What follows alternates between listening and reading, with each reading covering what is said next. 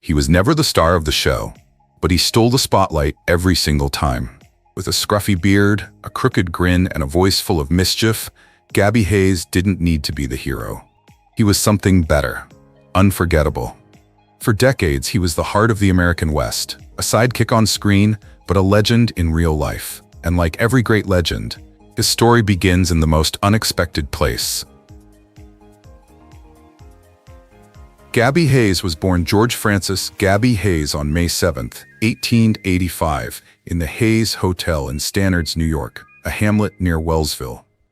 He was the third of 7 children in a family where his father, Clark Hayes, was a hotelier and oil production manager.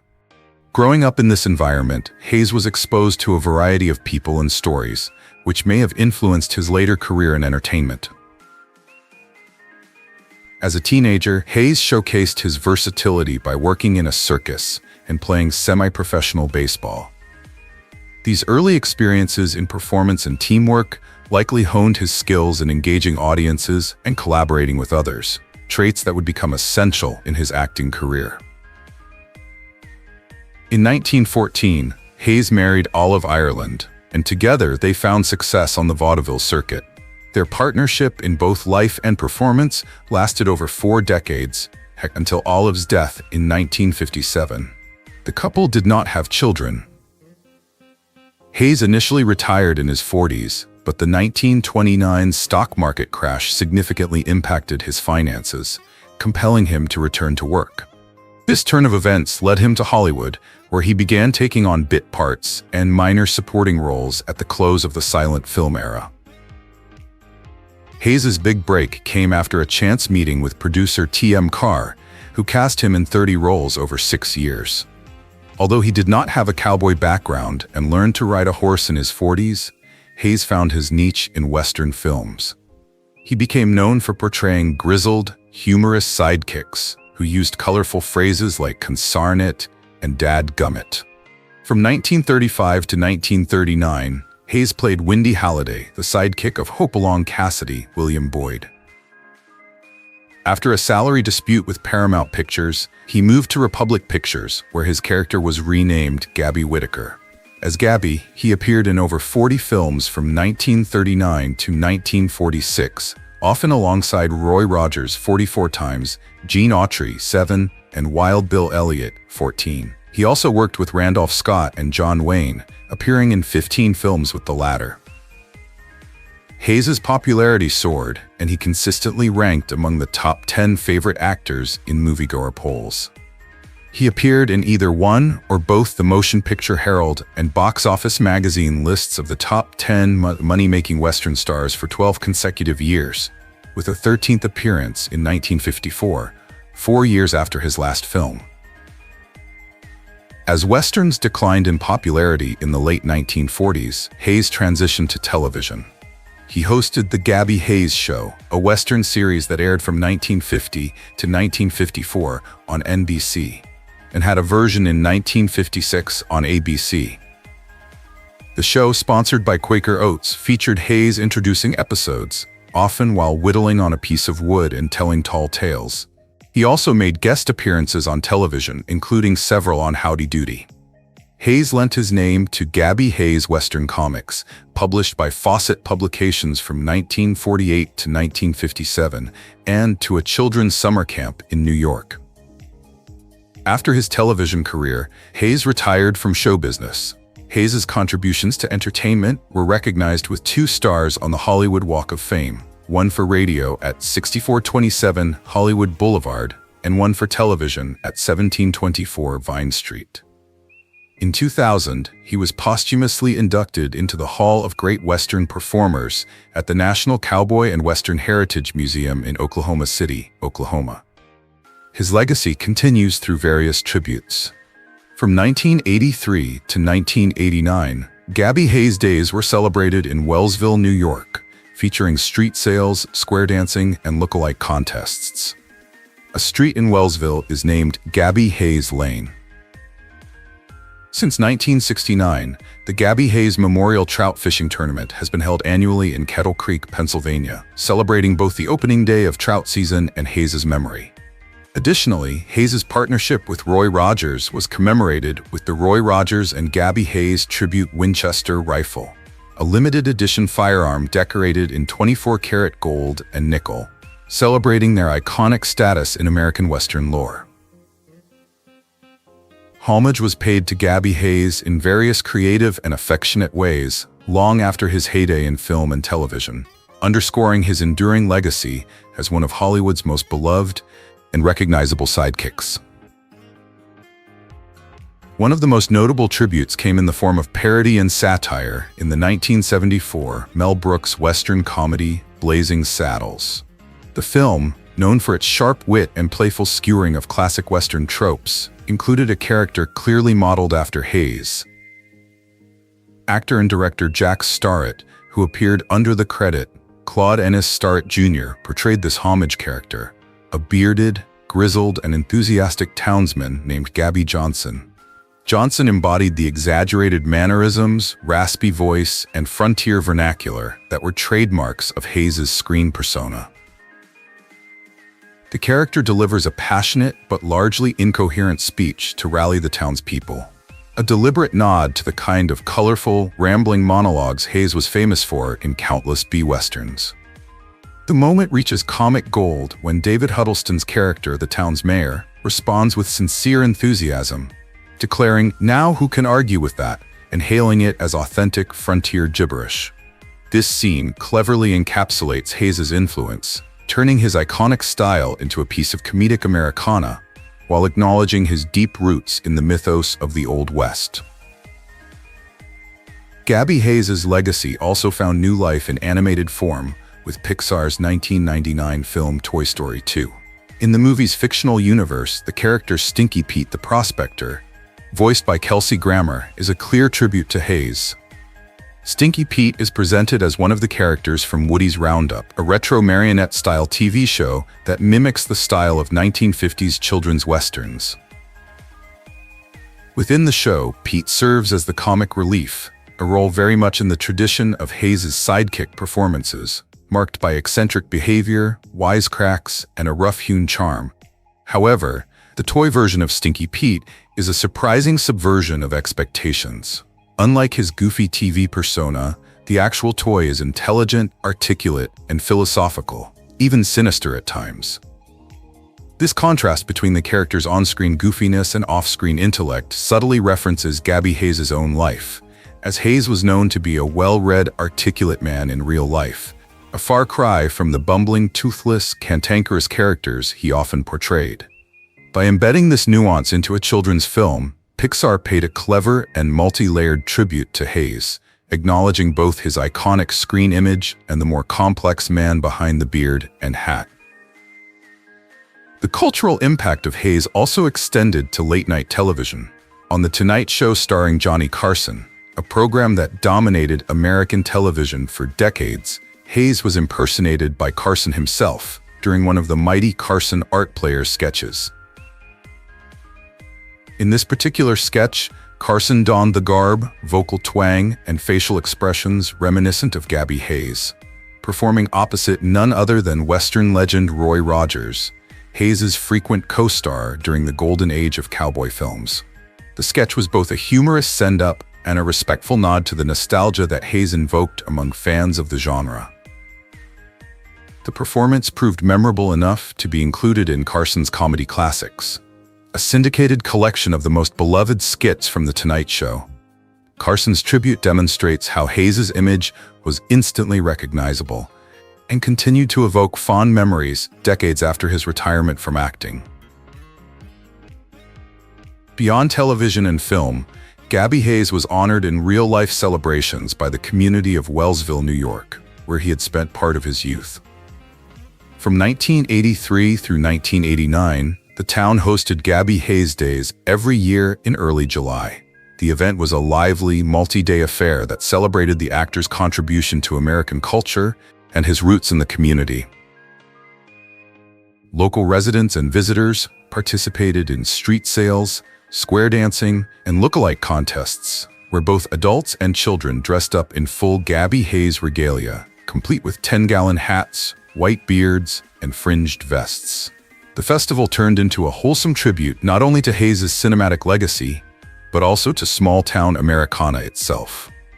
Eventually, the event merged into Wellsville's annual mid-July balloon rally, a larger community celebration that included hot air balloon launches and other festivities.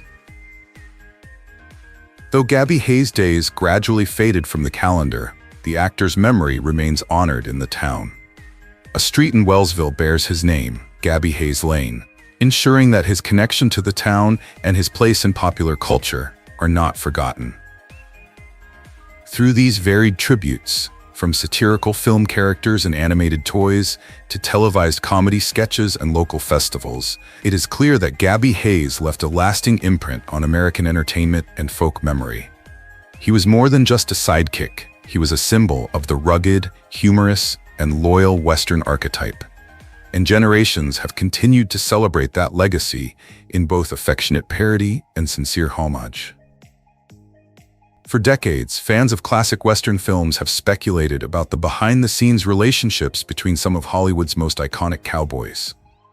Among these legends were two towering figures: George "Gabby" Hayes, the scruffy, lovable sidekick with a trademark beard and gravelly voice, and Randolph Scott, the clean-cut, stoic leading man who brought integrity and rugged charm to the silver screen. Although they appeared in the same cinematic universe of Six Shooters and Dusty Trails, the nature of their off-screen relationship remains something of a mystery until now. In a rare and revealing interview late in his life, Gabby Hayes finally opened up about his thoughts on Randolph Scott, shedding light on a friendship that was both complex and deeply respectful. Hayes, who typically played the comical or grizzled companion to the film's hero, had worked alongside many of Hollywood's Western stars, including Roy Rogers, John Wayne, and William Boyd. But when it came to Randolph Scott, he had long remained silent. Whether out of professional discretion or personal preference was never clear. Hayes began by describing Scott as a true gentleman through and through. Despite Scott's on-screen persona as a no-nonsense cowboy, Hayes revealed that off-screen, Scott was reserved, introspective, and surprisingly soft-spoken. He wasn't the type to brag or draw attention to himself, Hayes remarked. He let his work do the talking, and boy, could he work. Always knew his lines, always hit his marks. That's the kind of man I respected. When asked why he hadn't spoken publicly about Scott sooner, Hayes explained that their connection was built on mutual understanding, not publicity. Randolph wasn't the kind of fellow who liked to be gossiped about, Hayes said, and I'm not much for spreading stories that ain't mine to tell. But enough time has passed now, and folks deserve to know the kind of man he really was. Hayes went on to praise Scott's unwavering dedication to the craft of acting. Unlike some stars of the day who relied on charisma alone, Scott approached each role with the seriousness of a stage actor. He'd come to set early, stay late, help the younger actors get comfortable. He wasn't just acting like a hero, he was one, quietly, without fuss. But Hayes also offered a rare glimpse into Scott's private world, noting that the actor was a man of deep thoughts and quieter passions. He hinted at Scott's close friendship with fellow actor Cary Grant, a subject that had long been a topic of speculation in Hollywood circles. Though Hayes refused to delve into rumors, he spoke of Scott's loyalty and capacity for deep, lifelong friendships. Randolph was the kind of man who'd stand by you, no matter what. He had a code of honor, just like in the movies. The most surprising revelation, however, was the role Hayes claimed Scott played in his own career. According to Hayes, it was Randolph Scott who encouraged producers to take a chance on casting older, more eccentric character actors in recurring roles. Something that helped Gabby carve out a niche that would make him one of the most recognizable faces in Western cinema. He believed the West wasn't just about the young gunslingers, Hayes said. It was about old-timers, settlers, gold panners, the real people. He knew I had something to offer, and he made sure others saw it too. Throughout the interview, Hayes' respect for Scott was palpable. He spoke with a nostalgic fondness, occasionally pausing, as if remembering shared moments long buried by the passage of time. "We didn't ride side by side much on screen," he said with a chuckle. "But in spirit, we were always riding the same trail." Gabby Hayes' long-awaited reflections on Randolph Scott reveal a dimension of both men that fans rarely get to see. Far from the mythic, two-dimensional figures etched into the history of the Western genre, they emerge as real human beings, marked by kindness, humility, and an unwavering love for the American frontier they helped define on screen. In breaking his silence, Hayes did more than settle decades of curiosity. He gave a heartfelt tribute to a colleague, a confidant, and a cowboy whose legacy still rides strong in the hearts of film lovers everywhere. Following the death of his beloved wife, Olive Ireland Hayes, on July 5, 1957, George Gabby Hayes was deeply affected. Their marriage, which had lasted for more than 4 decades, had been the cornerstone of his personal life. Olive had been not only his partner in marriage, but also an essential supporter of his career. In the wake of her passing, Hayes initially sought solace and familiarity at his ranch, located in the tranquil community of Tuca Lake, California.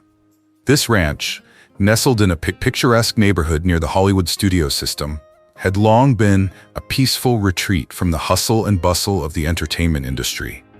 It offered him a quiet place to grieve, reflect, and be surrounded by the memories of the life he and Olive had shared.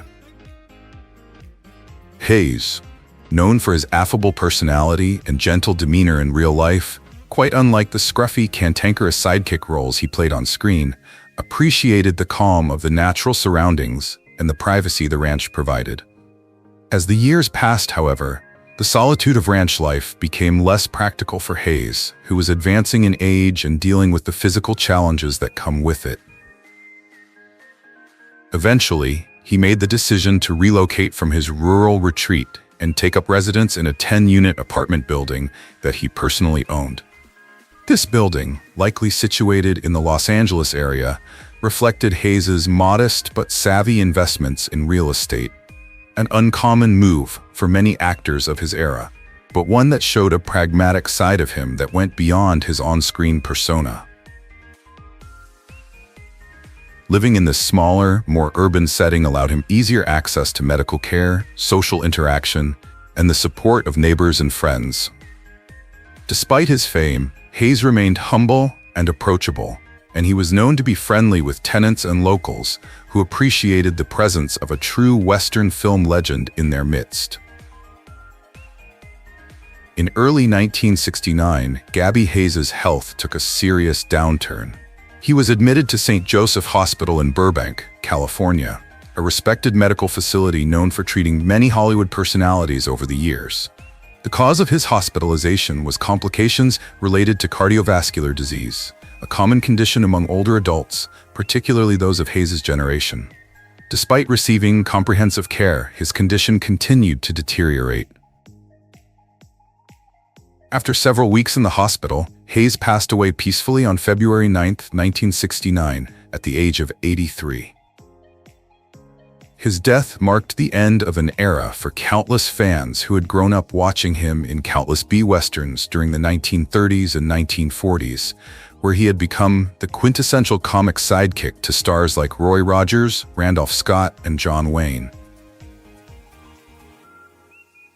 Hayes' final resting place is the Forest Lawn Hollywood Hills Cemetery, one of the most famous cemeteries in California, where many notable figures from the golden age of Hollywood are interred. His grave is located among those of other film legends, and it remains a place of quiet remembrance for fans of classic westerns and vintage cinema. Though he had long since retired from film by the time of his death, Gabby Hayes left behind a lasting legacy in American popular culture as the iconic, whiskered sidekick whose gruff exterior always concealed a heart of gold. His passing was mourned not only by his peers in the film industry, but also by generations of fans who remembered him fondly as a lovable fixture of the silver screen. He never rode off into the sunset like the heroes he rode beside, but Gabby Hayes left behind something better, a legacy of laughter, loyalty, and heart. He was the sidekick who stole the show, the cowboy no one could forget. If his story moved you, don't forget to like, share, and subscribe. Because legends like Gabby, they deserve to be remembered.